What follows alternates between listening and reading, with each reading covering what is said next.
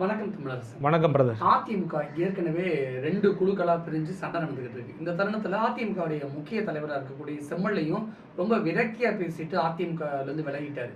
அதிமுகவில் என்ன நடந்துகிட்டு இருக்கு? நாடு முழுக்க பல்வேறு கட்சிகள் இயங்குது அப்படிங்கிறத பார்க்குறோம். ஒரு கட்சியில் இருந்தால் அந்த கட்சிக்குள்ளார உட்கட்சி பிரச்சனைகள் நிறைய வரும். நிறைய இடங்களில் வந்துட்டு கட்சிகள் பிளவுபடக்கூடிய சூழலை நம்ம பார்க்குறோம். அப்படியாக ஒரு கட்சி பிளவுபடுதுனாக்கா அது பெருசாக வந்துட்டு சர்வைவ் ஆனதாக இது வரைக்கும் வரலாறே கிடையாது. ஆனால் எவ்வளவு பிரச்சனைகளை சந்தித்தாலும் ஒரு கட்சிக்கு அந்த கோராக இருக்கக்கூடிய தொண்டர்கள் அப்படியே சஸ்டெயின் ஆகி அந்த கட்சி எல்லா பிரச்சனைகளையும் கடந்து சஸ்டெயின் ஆகுதுனாக்கா அது இந்தியாவிலேயே அனைத்து இந்திய அண்ணா திராவிட முன்னேற்ற கழகம் மட்டும்தாங்கிறது என்னுடைய பார்வை. அந்தளவுக்கு சர்வை பண்ணியிருக்குன்னு நினைக்கிறேன். திமுக கூட நிறைய பிரச்சனைகளை சந்திச்சிருக்கு. திமுக வந்துட்டு அதிமுக மாதிரியான ஒரு மிகப்பெரிய பிளவை பார்த்துருக்கு. அதே போல் மதிமுகங்கிற ஒரு பிளவை பார்த்தது. ஆனால் இதையெல்லாம் விட ஒரு குறிப்பிட்ட கால அளவுக்குள்ளே ஒரு 10 ஆண்டுகளுக்குள்ளே எத்தனை கிரைசிஸை பார்க்க முடியுமோ அத்தனை கிரைசிஸை அதிமுக பார்க்குது. ஆனாலும் கூட திரும்ப திரும்ப அது உயிர்ப்போடு இருக்குனாக்கா அதற்கு காரணம் வந்து அதிமுக தொண்டர்கள். ஆனால் அந்த தொண்டர்களே இன்றைக்கி சோர்வாயிருக்காங்க. ஏன்னாக்கா எப்படியாவது இந்த கட்சி மீண்டு வந்து திருப்பி அதிகாரத்தில் உட்காரணும் அப்படிங்கிறதான் தொண்டனுடைய எதிர்பார்ப்பாக இருக்குது. தொண்டனுக்கு மிகப்பெரிய ஏதாவது பெரிய லாபம்லாம் கிடையாது இல்லை எதுவும். அவனுடைய எதிர்பார்ப்பு என்னன்னாக்கா தான் நேசிக்கக்கூடிய தான் மதிக்கக்கூடிய ஒரு கட்சி, ஒரு இயக்கம், அந்த இயக்கம் வந்துட்டு அதிகாரத்தில் உட்காரும் பொழுது திரும்ப நமக்கு ஏதாவது கிடைக்கும், நல்லது நடக்கும், ஒரு சமூகத்தில் கூடிய எல்லாருக்கும் நடக்கும்போது நமக்கு நடக்கும் அப்படிங்கிற ஒரு பொதுவான ஒரு பார்வை தான் இருக்குமே தவிர அவன் அதிகாரத்துலேயும் பெருசாக இல்லை இல்லையா. அப்போ இதுதான் சூழலாக இருக்குது. இப்படிப்பட்ட கட்சிக்கு திரும்ப திரும்ப இவங்க பிரச்சனை பண்ணிட்டே இருக்காங்களே மேல் மட்டத்தில் இருக்கக்கூடியவங்க அப்படிங்கிற ஒரு சோர்வு அயற்சி அவங்களுக்கு இருக்குது. அதே போல் செம்மலைக்கும் ஏற்பட்டிருக்கலாம். செம்மலை வந்துட்டு எம்ஜிஆர் காலத்து ஆள், கிட்டத்தட்ட 1970களிலே வந்துட்டு அதிமுகவில் தன்னை இணைச்சிக்கிட்டு பிறகு வந்து பார்த்தீங்கன்னாக்கா எம்எல்ஏவாக போட்டி போட்டார். முதல் தேர்தலில் எம்எல்ஏவாக போட்டி போட்டார். கிட்டத்தட்ட 19 வாக்கு வித்தியாசத்தில் வெறும் 19 வாக்கு தான் அதில் தோற்று போனார். தாராமங்கலம் நினைக்கிறேன், எனக்கு சரியாக நினைவுக்கு இல்லை. ஆக அதன் பிறகு பார்த்தீங்கன்னாக்கா 80களில் அவர் சீட்டு கிடைக்கல அப்படின்னோடனே கட்சியை விட்டு வெளியில் போயிட்டு சுயேட்சையாக நின்று அதிமுகவே தோக்கடிச்சாப்புல. எம்ஜிஆர் கூப்பிட்டு பாராட்டினாப்புல. என்னன்னா, நீ வெளியில் போயிட்டு உன்னுடைய தனிப்பட்ட செல்வாக்கை வச்சு ஜெயிக்கிறனாக்கா அது பெரிய விஷயம் அப்படின்னு சொல்லி பாராட்டி திரும்ப அதிமுகவில் இணைச்சிக்கிட்டு திரும்பி அதே தொகுதியில் போட்டி போட்டு வெற்றி பெற்ற வரலாறுலாம் அவருக்கு உண்டு. அதே போல் அம்மையார் அவர்கள் தலைமையிலேயே வந்து பார்த்தீங்கன்னாக்கா போட்டி போட்டு வெற்றி பெற்று 2001 நினைக்கிறேன் சுகாதாரத்துறை அமைச்சராக பணியாற்றினாப்புல. இப்படி ஒரு நீண்ட நடிகை வரலாறு இருக்குது. நாடாளுமன்ற உறுப்பினராக இருக்காப்புல, 16 எம்எல்ஏவாக தேர்ந்தெடுக்கப்பட்டாப்புல. இப்படி ஒரு பெரிய வாஸ்ட் ஹிஸ்ட்ரி, கிட்டத்தட்ட ஒரு 50 ஆண்டு கால அரசியல்வாதி. அவர் வந்துட்டு வெளியேறி இருக்காருனாக்கா அது காரணம் இதுவாக தான் இருக்கும்னு நினைக்கிறேன். சுற்றி ஏதாவது ஒன்று நடந்துக்கிட்டே இருக்கே கட்சிக்குள்ளார ஒரு பிரச்சனை ஓயவே இல்லையே, ஒரு தசாப்தமாக அதை பார்த்துக்கிட்டே இருக்குமே. தொண்டர்களும் சோர்வு இல்லாமல் திரும்பி அந்த இயக்கத்தை தாக்கி பிடிச்சிக்கிட்டே இருந்தாலும் கூட ஏன் அந்த பிரச்சனை வந்துக்கிட்டே இருக்குது அப்படிங்கிற ஒரு அதிருப்தியினுடைய வெளிப்பாடாக அவர் வெளியில் போயிருக்காரு அப்படிங்கிறது தான் என்னுடைய புரிதலாக இருக்குது. அதிமுகவில் செம்மலை வெளியில் போனது ஒரு பக்கம், இன்னொரு பக்கத்தில் ஏற்கனவே 2 குழுக்களாக இருக்குது. இந்த தருணத்தில் வந்து அதிமுகவுடைய பொதுக்குழு கூட்டியாகணும்னு சிவி சண்முகத்தின் தரப்பினர் வந்து பயங்கரமாக வலியுறுத்திக்கிட்டே வராங்க. இந்த தருணத்தில் விஜயபாஸ்கர் அவர்கள் பேசும்பொழுது 5ல் 2 பங்கு ஆதரவு எங்கள் சைடு இருக்குது, நீங்கள் பொதுக்குழு கூட்டியே தீரணும் அப்படின்னு விடாபடியாக இருக்காங்க. என்ன நடக்க போகுது?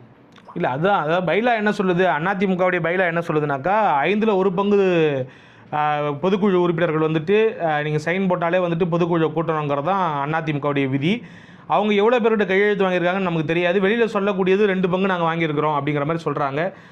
அப்படி அவங்க இன்சிஸ்ட் பண்ணுறாங்கனாக்கா அது என்ன நடக்க போகுதுங்கிறத நம்ம எடப்பாடியார் அவர்கள் வந்துட்டு என்ன முடிவு எடுக்க போகிறாரு, அவர் எதை நோக்கி நகர்ந்துக்கிட்டு இருக்காரு. ஏன்னா இன்றைக்கி ஆளுநரை சந்திக்க போகிறதா சொல்லியிருக்காங்க. ஆக அவரும் ஒரு சைடில் அவர் பக்கம் சில முயற்சிகள் எடுத்துக்கிட்டு இருக்காரு. ஆக இந்த பிரச்சனை இப்படியே தான் போய்கிட்டு இருக்க போது இடையில வந்து நமக்கு சில பின்னாடி நடக்கக்கூடிய அந்த சமரச பேச்சுவார்த்தைகள்லாம் நம்ம காதுகளுக்கு வருது. என்னன்னாக்கா ஏதோ சில கமிட்மெண்ட்லாம் கொடுத்து அதை ஒரு பிரச்சனையை முடிவு கொண்டு வர போகிறதெல்லாம் பேசிக்கிறாங்க. என்ன நடக்க போகுதுன்னு தெரியல, பொறுத்திருந்தால் பார்க்கணும். அது வந்து பொதுக்குழு கூட்டுற அளவுக்கு போதா, இல்லை பொதுக்குழு கூட்டப்பட்டாலும் கூட அது வந்து சுமூகமாக நடைபெறுமா, முன்கூட்டியே அந்த தலைவர்களை இணைந்துட்டு பொதுக்குழு நடத்தினா அது பிரச்சனை கிடையாது. அப்போ இவ்வளவு கேள்விகள் இருக்குது. இந்த கேள்விகளை சுற்றி தான் எல்லாமே நகர்ந்துக்கிட்டு இருக்குது அப்படிங்கிறத நான் பார்க்குறேன். ஆக இதுதான் சூழலாக இருக்குது. மற்றபடி நமக்கு வந்துட்டு அது நடக்கும்போது தான் தெரியும் கிளாரிட்டியாக என்ன நடக்க போகுது. ஏற்கனவே கடந்த காலங்களில் ஓபிஎஸும் இபிஎஸும் சண்டை போட்டு பிரியும் பொழுது பிஜேபியோட ஆளுநர் பிஜேபி இவங்க தான் மத்தியஸ்தெல்லாம் பண்ணி 2 பேரும் சேர்த்துலாம் வச்சக்கூடிய காட்சிகளை நம்ம பார்த்தோம். மறுபடியும் அப்படியான ஒரு சூழல் இப்போ மறுபடியும் உருவாகி இருக்கல. இபிஎஸும் அவங்க கூட இருந்த எஸ்பி வேலுமணி டீமும் மோதி பிரிந்து செல்லக்கூடிய காட்சிகளை பார்க்க முடியுது. பிஜேபி நினைச்சா 2 பேருக்கு மத்தியஸ்தம் செய்து சேர்த்து வைக்க முடியும்ல கடந்த காலங்களில். இல்லை, அது எந்த கட்சிக்கு பிரச்சனை வந்தாலும் மத்தியஸ்தம் பண்ணுறதுக்கு மேலே இருந்து ஆட்கள் வருவாங்க. அது இந்த காலத்துலன்னு கிடையாது, கடந்த காலங்கள்லேருந்தே அது நடந்துக்கிட்டு தான் இருக்குது. நீங்கள் திமுக அதிமுகவை சேர்த்து வைக்கிறதுக்கான முயற்சிலாம் ஒரு காலகட்டத்தில் நடந்துச்சு. அந்த வரலாறுலாம் தெரியாதவங்க இன்றைக்கி சின்ன பசங்களுக்குலாம் அதெல்லாம் புரியாது.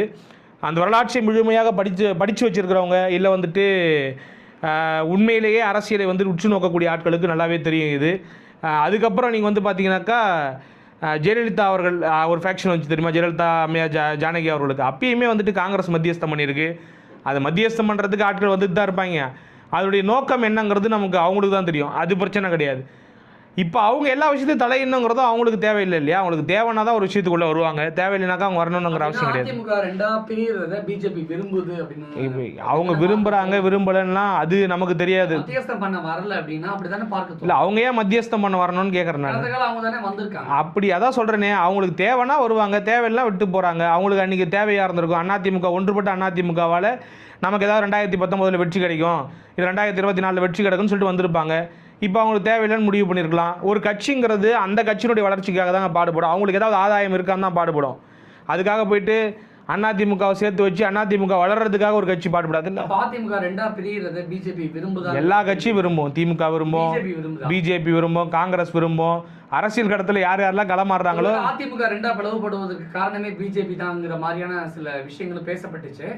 அதுதான் சொல்கிறேனே, அதாவது எல்லா கட்சியும் விரும்பும். ஒரு கட்சி நீங்கள் இப்போ நீங்களும் நானும் காம்படிட்டர்னாக்கா நான் அழிஞ்சு போனோம் தான் நீங்கள் விரும்புவீங்க.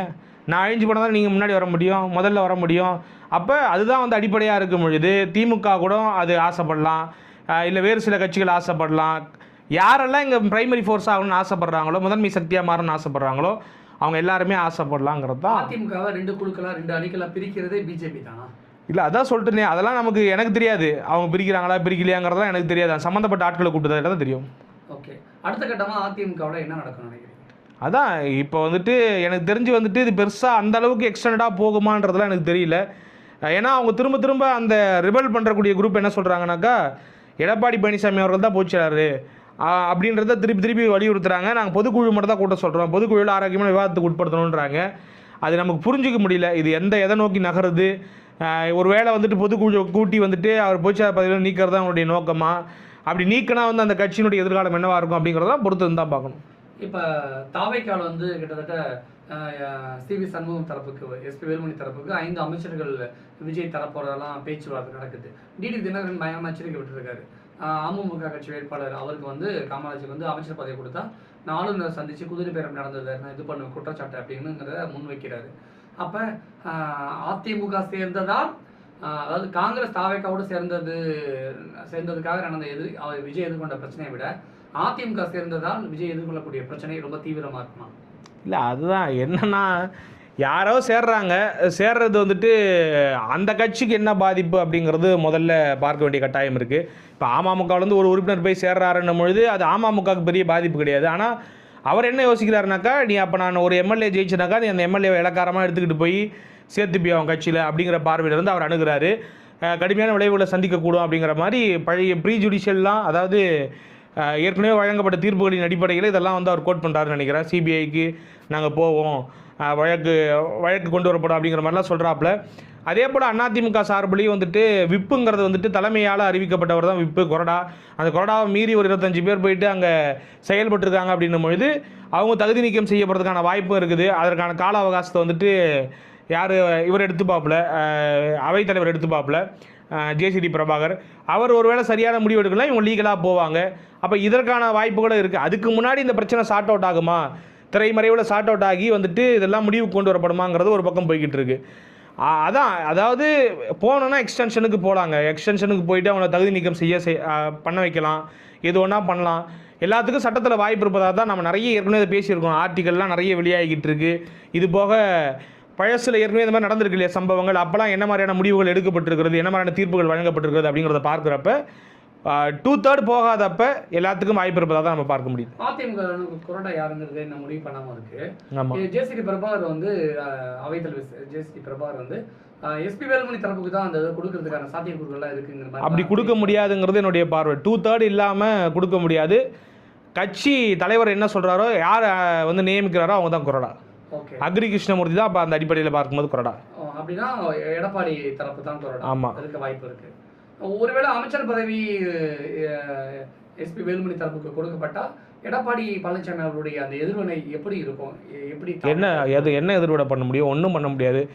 அவங்கள நீக்கிட்டு அடிப்படை உறுப்பினர்லேருந்து நீக்கிட்டு அவர் தன்னுடைய முயற்சியில் அதிமுகவை தொடர்ச்சியாக செயல்படுத்துவதற்கான முயற்சிகள் எடுப்பார், பயணிப்பதற்கான வேலைகளை எடுப்பார். வேறு என்ன பண்ண முடியும்? இப்போ ஒரு 5 பேர் போயிட்டு இன்னொரு கட்சியில் சேர்ந்து அமைச்சர் பதவி எடுக்கிறாங்க, அமைச்சர் பதவிக்கு போகிறாங்கன்னும் பொழுது இப்போ ஆல்ரெடி பொறுப்புகளை நீக்கிருக்கிறாப்புல, அப்புறம் அடிப்படை உறுப்பினர்கள் வந்து நீக்குவார்னு நினைக்கிறேன். வேறு எதுவும் பெருசாக அவங்கள போய் என்ன பண்ண முடியும்? சட்டையை பிடிச்சா கேட்க முடியும்? கட்சி தாவல் சட்டத்தின்படி அந்த எம்எல்ஏக்களை ஆமாம், அதுக்கான வேலைகள் மும்முரமாக எடுப்பாங்க, தகுதி நீக்கம் செய்யறதுக்கான வேலைகள் பார்ப்பாங்க. அப்போ அந்த 25 எம்எல்ஏ கூட என்ன பண்ணணுன்னாக்கா அவங்க வந்துட்டு திரும்ப போய் விசில் சின்னத்தில் நின்று போட்டி போட்டு ஜெயிச்சு வரணும். அப்புறம் அந்த தூய சக்தி என்னவா பார்ப்பாங்கன்னு தெரில. இது வரைக்குமே தூய சக்தி என்னவா பார்க்குறாங்க மக்கள் அப்படிங்கிறது ஒரு பெரிய கேள்வி. ஏன்னா ஒரு கட்சியில் நடக்கக்கூடிய அந்த கழகத்தை பயன்படுத்தி அதாவது அந்த தலைவரை, அந்த கட்சியினுடைய தலைவரை பார்க்காம, பொதுச்செயலரை பார்க்காம ஒரு ஃபேக்ஷனில் இருக்கக்கூடிய ஒரு 4 பேரை போய் சந்திக்கிறாருனாக்கா அவருடைய தரம் அதுவாக தான் இருக்குது. ஒரு சாதாரண பொலிட்டீஷியன் தான் அவரும். நான் வந்து எவ்ரிதிங் இஸ் ஃபேர் இன் பாலிடிக்ஸ்னு சொல்கிற ஆள். அதிகாரத்தை கைப்பற்றுவதற்காக அரசியல் எல்லாருமே எல்லா எல்லைக்கும் போவாங்க. ஆனால் அதுக்கும் கூட கொஞ்சமாக அது மொராலிட்டி இருக்கணும்ல. தமிழ்நாட்டில் இது வரைக்கும் அது மாதிரி நடந்ததே கிடையாது. அதை வந்து ஒரு கையில் எடுத்துருக்காரு. தொடர்ச்சியாக இதை செய்வாரான்னு எனக்கு தெரில. அமைச்சர் பதவியெலாம் கொடுப்பாங்களான்னு எனக்கு தெரில. ஏன்னா இந்த பிரச்சனை போய்கிட்டு இருக்கிறப்ப கொடுத்து திருப்பி அது தகுதி நீக்கத்து வரைக்கும் போச்சுனாக்கா அது இன்னும் அசிங்கம் இல்லையா? அந்த அசிங்கத்தை வந்துட்டு விஜய் அவர்கள் வந்துட்டு ஏற்றுப்பாரா? அதற்கான இடத்த நோக்கி நகர்வாரா? இவங்களுக்கு கொடுக்குறதுனால அவருக்கு என்ன பிரயோஜனம்? ஆல்ரெடி வந்துட்டு விசிகா இடதுசாரிகள்லாம் ஆதரவு கொடுத்து, காங்கிரஸும் ஆதரவு கொடுத்து அவங்க ஒரு கவர்மெண்ட் ஃபார்ம் பண்ணி தான் வச்சுருக்கிறாங்க. அப்போ அவங்க பின்வாங்கினா தான் உங்களுக்கு சிக்கல் வருமே தவிர, இதுக்கப்புறம் திருப்பி ஒரு 6 மாதம் கழிச்சு தான் வந்து பார்த்தீங்கன்னாக்கா ஆட்சி அதிகாரத்துக்கான பெரும்பான்மை நிரூபிக்க சொல்லி கோர முடியும். அப்போ அந்த 6 மாதத்துக்கு எந்த சிக்கலும் கிடையாது அப்படிங்கிறத பார்க்குறோம். அப்போ அதுக்குள்ளே ஏதாவது இவங்க வந்து எக்ஸ்ட்ராவாக சில விஷயங்களை சேர்த்துக்க முடியுமா? ஒருவேளை இடதுசாரிகளோ இல்லை வந்துட்டு ஏன்னா விசிகாவோ பின்வாங்கக்கூடிய சூழல் ஏற்படலாம். ஏன்னா இன்னமும் திமுக கூட்டணியில் தொடர்றதா அவங்க சொல்கிறாங்க. நாங்கள் வந்து வெளியிலேருந்து ஆதரவு கொடுக்குறோம் அப்படின்ற மாதிரி குறிப்பிட்றதால இந்த 25 எம்எல்ஏ வந்துட்டு அவங்களுக்கு கொஞ்சம் ஆதரவாக இருக்குமோன்றது அவங்களுடைய நிலைப்பாடாக இருக்கலாம். ஆனால் இப்போ அதை எடுத்து அது வந்து அவங்களுக்கு பேக் ஃபயர் ஆயிடுச்சுன்னா அது அவங்களுக்கு தான் ஆபத்துங்கிற மாதிரி என்னுடைய பார்வை. மக்கள் மத்தியில் பெர்ஸ்பெக்டிவாகவே வந்துட்டு இவ சாதாரண ஒரு அற்ப அரசியல்வாதி தான் அப்படிங்கிறத நிரூபிச்சிருவார்ல. அவ்வளோதான். அதிமுக இனி என்ன ஆகும்? அதிமுகலாம் ஒன்றும் ஆகாது. அதிமுக எப்பொழுதும் போல் போராட்டத்திலே இருக்கும், உயிரோட்டத்தோடு இருக்கும். நான் தான் சொன்னேனே, இந்த தேர்தல் ரிசல்ட்லேயே வந்துட்டு செகண்டாக எஃபெக்டிவாக இருக்கக்கூடிய கட்சி அதிமுக தான். நீங்கள் முதல்ல தாவேகா, 2வது அதிமுக, 3வது தான் திமுக. ஏன் இந்த திமுக 3வது இடத்துக்கு நான் சொல்கிறேன்னா, திமுகவுடைய வெற்றி எல்லாமே தின் மார்ஜினில் இருக்குது. இது நான் கூட சொல்லலை. இந்த ரிசர்ச்சை பண்ணதே ஒரு திமுக ஆதரவு மனநிலை கொண்ட ஒரு ஆள் தான். அவர் ரிசர்ச் பண்ணி இந்த எக்ஸிஸ்டென்ஷியல் கிரைசிஸ்ன்னு சொல்லுவாங்க. அதாவது ஒரு கட்சி இதனுடைய இருப்பை வந்துட்டு பாதுகாத்து கொள்றதுல ஏதோ ஒரு ஆபத்து இருக்குது அப்படின்னாக்கா அதில் அதிமுகவோட திமுகவுக்கு அதிகமாக இருக்குதுன்னு அவரே ஒரு ரிசர்ச் பண்ணி ஒரு விஷயங்களை போட்டிருக்கிறாப்புல. நான் இன்னும் கூட சொல்லணும்னாக்கா, அழகாக சொல்லணும்னா, அதிமுகவுக்கு மிகப்பெரிய சரிவுங்கிறது வந்து சிட்டியில், தலைநகரத்தில் வந்துட்டு ஒட்டுமொத்தமாக அதிமுக பெற்றக்கூடிய வாக்கு சதவீதம் 16. ஒருவேளை இங்கே வந்துட்டு ஒரு இந்த 22 தொகுதிகள்லேயும் கன்சிஸ்டண்ட்டாக ஒரு பர்ஃபார்மன்ஸ் பண்ணி ஒரு 25% 30% எடுத்திருந்தாங்கனாக்கா திமுகவை தாண்டி வாக்கு சதவீதத்துக்கு போயிருப்பாங்க. ஆனால் நீங்கள் மற்ற எல்லா இடங்கள்லையும் பார்த்தீங்கன்னாக்கா சதர்ன் பெல்ட்டில் கூட பெரிய வெற்றி பெறாட்டியும் கூட ரூரலில் அதிமுக தன்னுடைய கோர் ஓட்டை பேஸை அப்படியே வச்சுருக்கு அப்படிங்கிறத நம்ம பார்க்கக்கூடிய இதுவாக இருக்குது. ஆனால் இதே போல் தொடர்ச்சியாக அந்த பிரச்சனைகள் நடந்துக்கிட்டே இருந்ததுன்னா தொண்டர்கள் மேலும் அயற்சி அடைவாங்க அப்படிங்கிறதுல மாற்று கருத்து கிடையாது. ஆனால் அதான் சொல்கிறேனே, அந்த அதிமுக அந்த ரெட்டலை அப்படிங்கிறது ஒன்று டிரைவ் ஆகிக்கிட்டு இருக்கிற வரைக்கும், ஒரு தலைவர் வந்து அதை வழி நடத்துகிற வரைக்கும் அதிமுக இங்கே ஃபோர்ஸாக இருந்துக்கிட்டே தான் இருக்கும். அதை நீக்கிட்டு ஒரு அரசியல் கிடையாது. இன்றைக்கும் கூட அதிமுக 53 தொகுதிகளை பெற்று தான் தமிழ்நாட்டினுடைய அரசியல் கடத்தை தலைகீழாக அப்படி டான்ஸ் ஆட வச்சுருக்குது. யாருக்குமே மெஜாரிட்டி கிடைக்காம, இங்கிட்டும் இல்லாமல் அங்கிட்டும் இல்லாமல் எங்கேயுமே யாருக்குமே இல்லாமல் ஒரு நிலையில் இருக்குது. ஏன்னா ஆரம்பத்துலேருந்து ஒரு நெரேட்டிவ் செட் பண்ணப்பட்டது. டிவிகே விசஸ் டிஎம்கே, டிவிகே விசஸ் டிஎம்கேன்னாங்க. ஊடகங்கள் பூரா அதிமுகவை கடந்த 5 ஆண்டுகள் வந்துட்டு அதாவது பலவீனப்படுத்துறதே ஒரு வேலையாக வச்சுருந்தாங்க. ஏன்னா டிஎம்கேவுடைய பிரைமரி ஆப்போனண்ட்டாக வந்துட்டு அதிமுக பார்க்கப்பட்ட சூழலில் ஒரு லாபி வந்து ஒர்க் அவுட் ஆகிட்டே இருந்தது. அதிமுகவை காலி பண்ணுறதுக்கு அதிமுக பலவீனமான கட்சி மாதிரியான ஒரு தோட்டத்தை உருவாக்கிக்கிட்டே இருந்தாங்க. நிறைய வேலைகள் பார்த்தாங்க. அதிமுக எவ்வளோ இழிவுபடுத்தணுமோ அவ்வளோ இழிவுபடுத்தினாங்க. ஆனால் அதையெல்லாம் மீறி எந்தவித சப்போர்ட்டும் இல்லாமல், மீடியா சப்போர்ட் இல்லாமல், சோஷியல் மீடியா சப்போர்ட் இல்லாமல், ஒரு பெருசாக டிஎம்கே செஞ்ச அளவுக்கு எந்த விளம்பரமும் இல்லாமல், டிஎம்கே செலவு செஞ்ச அளவுக்கு பணத்தை செலவு செய்யாமல், இந்த நடிகர் கவர்ச்சி அலையில் கூட அதிமுக ஒரு பெட்டரான பர்ஃபார்மன்ஸ் கொடுத்துருக்கு. சிட்டி சென்டர்ஸ் தவிர, மாவட்ட தலைநகரங்கள் தவிர, குறிப்பாக மதுரை, கோயம்புத்தூர் போன்ற இடங்கள் தவிர, சென்னை மாதிரியான முக்கியமான தலைநகரை தவிர மற்ற எல்லா ரூரல் பேஸஸ்லையும் அதிமுக பியூட்டிஃபுல்லாக பர்ஃபார்ம் பண்ணிருக்கு. அதனுடைய வெளிப்பாடு தான் திருவண்ணாமலை மாதிரியான ஒரு மாவட்டத்தில் 5 தொகுதியை அப்படியே தூக்குறாங்க. சேலத்தில் வந்துட்டு 7 தொகுதிகளை தூக்குறாங்க. நீங்கள் இன்னும் கூட அது உள்ள, அதாவது ஒரு டீப்பர் அனாலிசிஸ் போனீங்கன்னா தான் உங்களுக்கு புரியும். அந்த அளவுக்கு சூப்பராக பர்ஃபார்ம் பண்ணிருக்கு. இன்னும் அதிமுக அது உயிரோட்டம் உள்ள கட்சியாகவே தான் இருந்தது. நன்றி. நன்றி.